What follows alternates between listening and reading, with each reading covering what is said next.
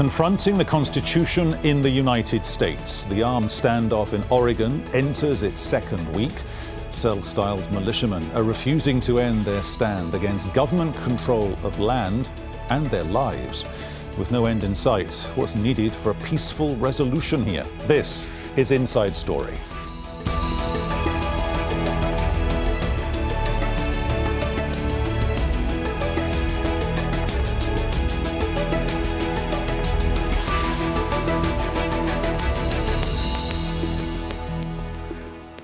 Hello and welcome to the programme with me, Peter Dobby. Now, Eastern Oregon is a part of the US that's not often in the news. It is thinly populated and is mostly vast open space. It's even called the High Desert. But all of a sudden, we've been seeing a lot of it.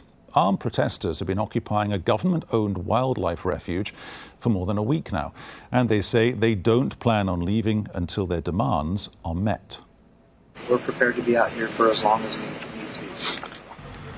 It's happening near the small town of Burns, and the protesters, a mix of farmers, ranchers and survivalists, are angry about what they see as excessive federal control over their lives. They say the government is applying even stricter regulations on land they need for cattle grazing. Federal land management policies are, they say, unfair to people struggling to make a living in the area. We didn't come here to be activists. We came, and we're not doing this to be activists. We're making a stand on the Constitution, and we have work that needs to be done. We need to be able to unwind all these unconstitutional transactions. And basically the plan here is to take all of these property titles and transfer them back to the people. To take them out of the federal government's hands, because they're not constitutionally allowed to be there, and to transfer them, do a title transfer back to the people. Well, this dispute may seem rather small town, but it has stirred a nationwide debate on the government's relatively slow response to the standoff, on the wider issue of its control over land in the western US, and on how federal authorities interact with local communities. The government controls more than half the land in Oregon and almost 85% in Nevada. Ranchers who want to work that land have to pay for permits, which can get expensive. And in recent decades, the government has increasingly restricted mining, grazing and ranching on its land in a push to abide by stronger environmental laws.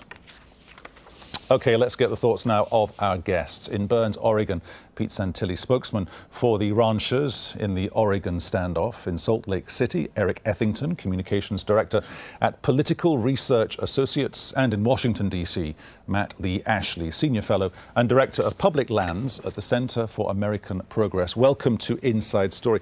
Peter, why did they feel they had to do this? The United States government has taken millions of acres of land unconstitutionally. And for many, many decades now, especially here in Burns, Oregon, over 100 ranchers since 1908 have literally been terrorized and run off of this land under the guise of protecting the environment, which we all want to do, of course, but all in the effort to seize the mineral and water rights and the land rights, and to block out the use of this land for the public benefit, and it's a seizure that is intolerable. These ranchers, there's a few remaining, and they consider it to be a time that we need to stop and restore what the Constitution intended as to the U.S. government's ownership of land. It's very, very specific, but these lands here have been taken from the ranchers, and it's time to bring them back to the people. Do they really believe they can achieve that, though? Absolutely. As a matter of fact, I've been in town now for over a week. It's only going to take place with the support of the people. The people are being educated through this constitutional crisis. People are shocked here in Burns, Oregon, what the Constitution itself actually says. Even the students here are becoming actively involved in opening up the Constitution, reading Article 1, Section 8, Paragraph 17, and they're also learning about the true constitutional powers of the county sheriff. These are things that they didn't realize until this demonstration brought it to the forefront here within the past week. People are shocked, but at the same time, they're very, very empowered. Eric, one of the combustible components here goes back a few years. Father and son deliberately set fire to a big acreage. I think it was 140 acres plus. They are found guilty of that.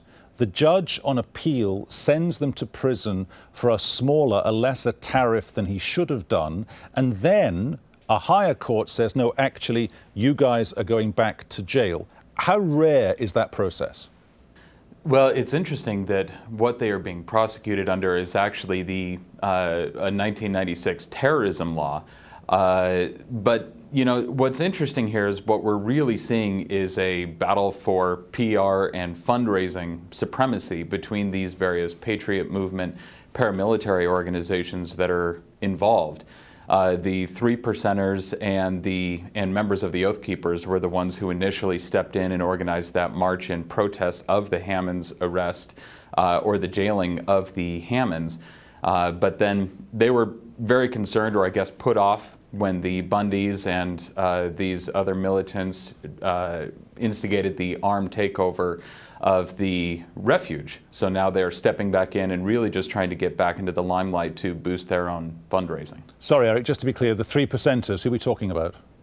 The Idaho 3%ers, this is one of the lesser known players in the patriot movement world. They are the primary organization behind what we're now hearing called the Pacific Patriot Network. Okay, Matt Lee They're the Ashley. ones stepping in to form the barricade. Okay, thank you for that clarification. Matt Lee Ashley in Washington. Is the land legislation inherently flawed here? Is it out of kilter or almost out of step with itself? So let's just be clear about what we're talking about here. We're talking about national forests, national wildlife refuges, public lands, national monuments. In the U.S., these are our public lands. These belong to every taxpayer in the United States. This effort in Oregon is a seizure of those public lands. It's an effort to transfer ownership from all of us, the taxpayers, to a set of special interest groups. Whether that effort will be successful legislatively, I think not.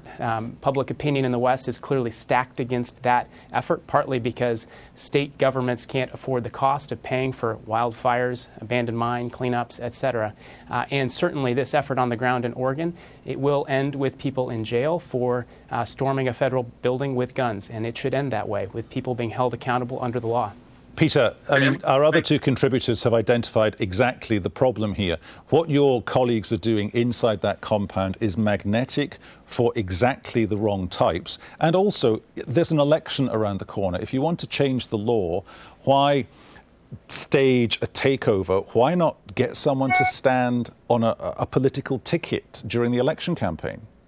I want to comment on Eric's remarks that that this is an effort to conduct a fundraising campaign and a PR campaign. Obviously, bringing public awareness on behalf of the grassroots is very, very important. We don't have the luxury of the full force of the government, the billions and billions of dollars it would have to run people off of the land, as they have with ranchers since 1908. Bringing public awareness on behalf of the grassroots effort here is a very, very noble thing. To do fundraising through We the People is also a noble thing as well. We're not going to use the government kitty, as the left wing seems to have full access to, unlimited resources in that regard. Now, taking over and seizing this land, quite frankly, what they did, it's actually almost an embarrassment to the other side. They actually just walked in and made themselves comfortable. I would say that the U.S. government is extremely embarrassed. There are no trespassing signs there. They just walked on. It just so happened that in the public they mentioned the guns, and that certainly created a lot of controversy. Eric, this idea of the anti-terrorism legislation that goes back to 1996, I mean, people like Peter might say to me now, well, they've been prosecuted and they are also being persecuted. If you accept that rationale, was there another piece of legislation that could have been deployed so the legislation that was used wasn't so incendiary? Well, it is an unfortunate trend in the country that the terrorism laws have been so broadly and wantonly applied in many instances and turned inwards on the United States rather than outwards. But I do want to respond with this idea that they are fighting the good fight, that this is a grassroots movement in Oregon for these public lands. It really isn't. Unfortunately, with many of these Patriot Movement groups, this has become their really what they are known for, to step into a local community where they're really not wanted. These are not local members of Oregon who are inside these federal buildings. They're not the Idaho 3%ers who have stepped in. In fact, the local residents of Oregon held a town hall just the other night where they overwhelmingly voted saying, get out, we don't want you here. You are distracting from the legitimate economic grievances that we really have. May I comment? May I comment on that, Eric? First of all, I've been on the ground for a week. There is overwhelming public support. There's a silent majority. Ranchers who I've witnessed coming in droves every few minutes, providing supplies. People that have been speaking to me, telling me, make sure you let the family know. We are in full support. We've been waiting decades for something like this to happen. If they're the silent majority, just to interrupt you for a second, Peter, if they are the silent majority, how do you know they're there? By definition, they're not saying anything. Because they're coming to me. I can't even drive down the street without them pulling me aside and telling me that they are in such fear of retribution and retaliation. They can't go on camera. They can't speak out. Over 50% of the people here work for the U.S. government. Of course they can't speak out. They've been threatened not to speak out. And also these meetings where you're seeing in front of the camera people raising their hands in support of the sheriff, asking them to leave. That was completely and totally staged. It's called the Delphi technique. They knew what the narrative was. They knew exactly who they had to have in that room to seek consensus. It was a pre-staged event. They used these military tactics in Afghanistan and Iraq to manipulate the populace to get that consensus and make them feel like they're part of a democratic process. There's a very, very slim minority of individuals that are in front of the cameras to suit the government narrative. Picking up on that point of narrative, Matt Lee Ashley in Washington. Sorry, pardon me, go on. Yeah, I was going to say, I think it's really important to understand where the support for these folks in Oregon is coming from. I think you're hearing from Peter on the ground there that, yes, there is a faction of militias and right-wing anti-government groups that are out there being represented. They're fueling some of the on-the-ground conflicts, the illegal actions. But there's also another special interest group that is driving the campaign to transfer, seize, and sell America's public lands. That's funded in part by the Koch brothers, the billionaire Koch brothers. It is supported by some of the Republican presidential candidates. So we're seeing an alignment of some very right-wing anti-government extremism and some special interest groups that are eager to get their hands on minerals, timber, and oil and gas under public lands and to transfer public lands into private ownership. So it is an unusual alliance that we're seeing here play out on the ground. But overwhelmingly, if you poll, the polls of Westerners show very clearly that the majority of people who live in the West don't want to see this fundamental reshaping of the landscape out there because American lands in the West drive economies, they attract tourism, they create jobs, and what we're talking about here is a fundamentally radical idea that is in the headlines because gunmen have stormed a refuge in Oregon. Well, gentlemen, this isn't the first time a land rights dispute has escalated to this kind of point. Eamon Bundy's father, in fact, had a similar standoff with federal agents when he was illegally grazing cattle on government land in Nevada 2 years ago. Almost exactly a year later, militiamen showed up in Medford, Oregon, allegedly to protect mine owners from the government. They said federal agents were going to destroy the mines. A few months later, militiamen came to the defense of mine owners again, this time in a small Montana town called Lincoln. And those are only a few examples. Anti-government militia groups have reportedly grown by more than 1/3 in the last year alone. Peter Santilli, if Mr. Bundy is such a fine, upstanding citizen, why does he owe the government more than $1 million US in taxes and fees? What gives him the luxury, just let me get to the point, what gives him the luxury of saying, no, I have no money in the bank, my job is not providing an income I can live off, therefore I'm going to stop paying what I'm due? Actually, he has the money in escrow. He's attempted to pay it to to the state of Nevada because he believes that the land belongs to the people of the state of Nevada. It's not a luxury when you have the government through the IRS or through the BLM by force coming down upon any rancher, putting a price tag on their head, making it almost impossible to even work with them. He refuses to work with them. He doesn't want to pay his check. I've seen the check. The state could not apply it because they deferred to the federal government. Back to the point about the quote, the armed takeover, and the person in Washington, D.C. obviously trembling in his voice. He feels very, very uncomfortable about what he said.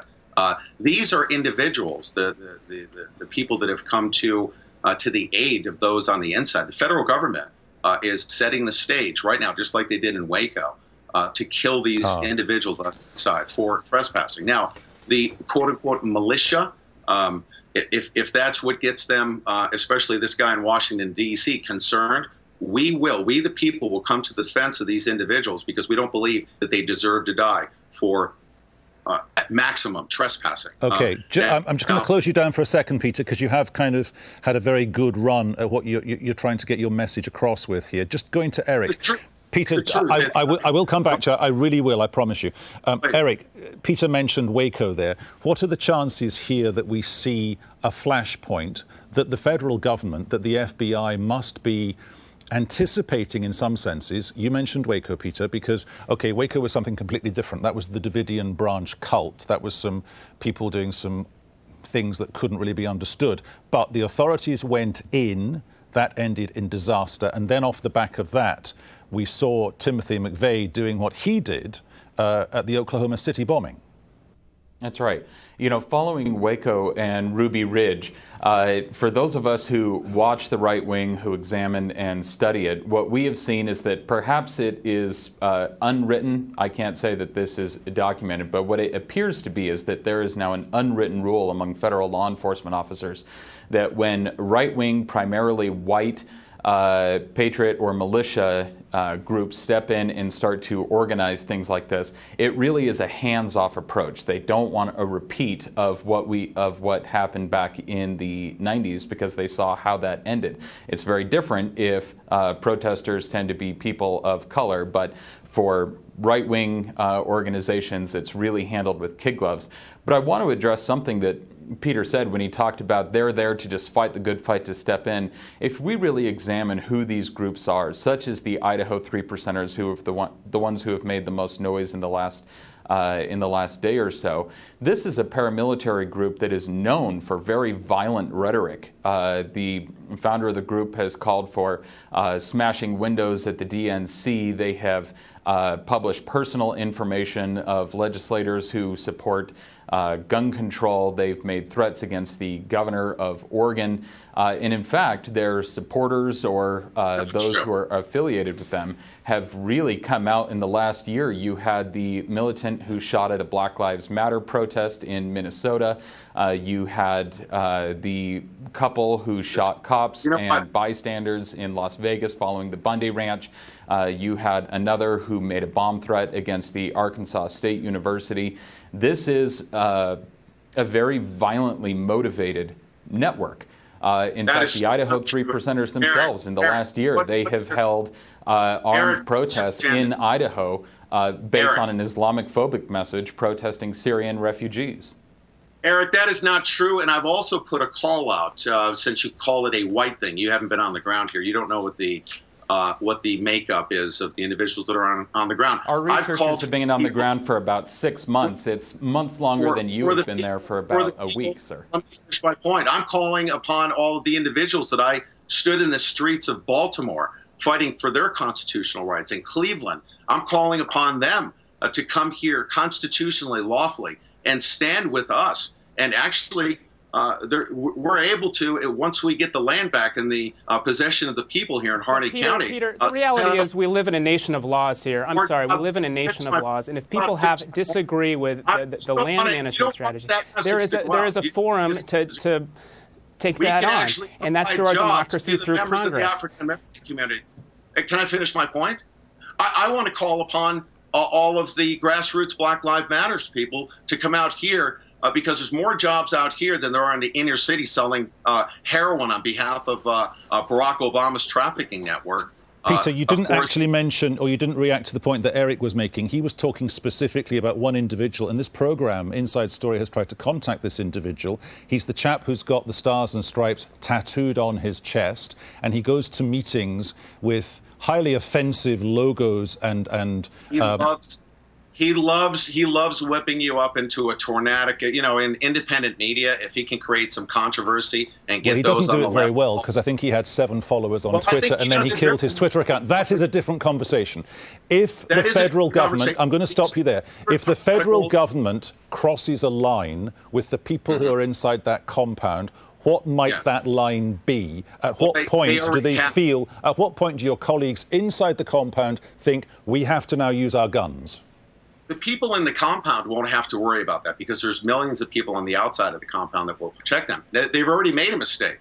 And the reason why Idaho 3%ers, who, by the way, are led by somebody who's got 11 years of law enforcement experience, a lot of these people are military vets, honorably discharged. These are not the radicals that this guy on the left side of the political spectrum would like to paint that picture. But the sheriff's department is already messed up. Those guys would not be here if the sheriff would have simply responded to a couple of security issues out here. Also, the FBI and the sheriff's department were posturing to go in there to use all of their millions and millions of dollars, billions of dollars in equipment through their surveillance. They were going to go into a compound that's 30 miles away from any potential safety issue, but they did not respond to any safety issues because they are cowering in fear. They believe that we mean harm to the public. The Idaho 3%ers will stand as a neutral entity to defend the demonstrators, defend and protect the public, as well as law enforcement, because they lack the courage to come out and deal with minor physical altercations. Eric, the guys who've seized the compound, I'm going to stop you again, Peter. Eric, the guys that have seized the compound, they're on record. Peter said it today. We will stay here as long as we possibly can. That simply cannot become the status quo. So what do the authorities do? It'll be interesting to see how it plays out. I don't know what the FBI or the DOJ is planning on doing. Looking at the past records since the early 90s,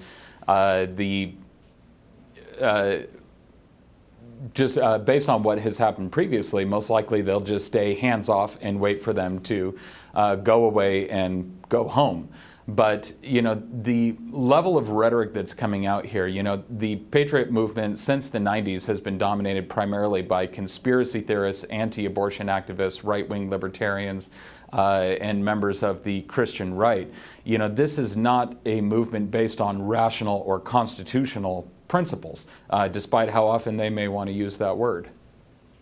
I would say that's right out of your Saul Alinsky's book of radicals. What you just did is so far from reality and the truth. It's just textbook Saul Alinsky. This is how we attack our opponents. It's so not even close to reality. So, 30 seconds each. 30 seconds each. We're almost out of time. Right to left. Matt, will this end well or will this end badly? It's too early to say. Hopefully, the gunmen on the ground will come to their senses and leave peacefully and follow the rule of law and be held accountable for their actions. But we also have a broader challenge here, which is that the storyline here now seems to be about some very armed radical militants taking over a national wildlife refuge. That actually is in contrast with the vast majority of the relationship that the federal government has with states and local communities. Most decisions about land management in the West are based on consensus and collaboration. Eric, will it end well or will it end terribly badly? I think it's going to accomplish exactly what these paramilitary groups want. They are going to get their names in the press, and the emails are already going out. Their fundraising is going to succeed, and they'll bring in more money. Who it's going to end badly for are actually the locals in these rural communities who are having some of their actually legitimate economic grievances distracted by these organizations. Peter, you're talking to another agenda. You're not going to get what you want. Oh, absolutely. The U.S. Constitution is non-negotiable. And unlike Eric, who has unlimited access to government resources to do what he did in this program, we will, through the grassroots, we will educate the public. fundraising, if it's supported by the local populace. The bottom line is it will be resolved. Gentlemen, thanks very much for joining us here on Inside Story. Peter Santelli in Burns, Eric Ethington in Salt Lake City, and Matt Lee Ashley talking to us out of our bureau in Washington, D.C. And thank you to you for your time today. As always, you can leave your comments on the programme's page of our website, aljazeera.com. You can post your views on facebook.com/AJ Inside Story, or tweet us, AJ Inside Story. Tweet me, AJ Dobbs. From me, Peter Dobby, and the team here in Doha, thanks for watching. We'll do it all again, usual times, tomorrow. Bye-bye.